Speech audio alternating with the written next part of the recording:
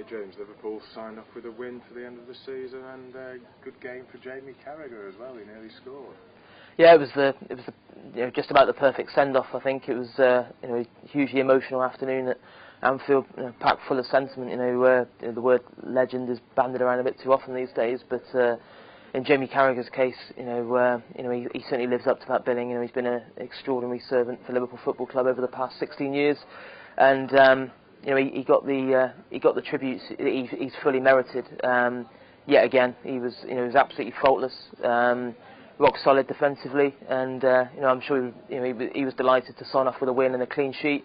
And he was a couple of inches away from the dream finale, really. And I don't think he's ever hit a ball quite as sweetly as that shot he hit from about 30 yards in the second half. And Robert Green had no chance, and it was just a shame that it came back off the post because.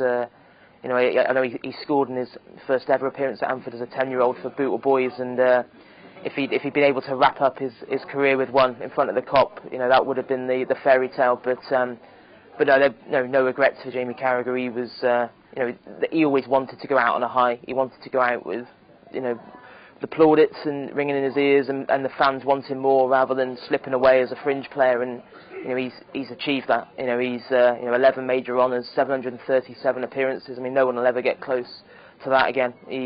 He's just been absolutely extraordinary. And Brendan Rodgers has got a tough job on his hands now because he's got to.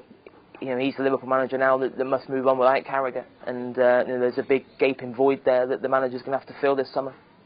He's doing well though, Brendan Rodgers, with the likes of Philip Coutinho and Daniel Sturridge. He's doing well in the transfer market, and he looks like he's going to build quite a good team for himself now if he can carry on. Yeah, I think that's the big positive in the second half of the season, the fact that the two players Liverpool signed in January have made a huge impact, Sturridge and Coutinho.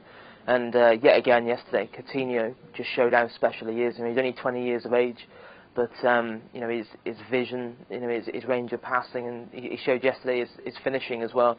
And scored the only goal of the game with a really sweet strike from 25 yards. And I think both of them have given Liverpool a couple of new attacking dimensions since January. And Liverpool have finished the season only one defeat in the last dozen league games.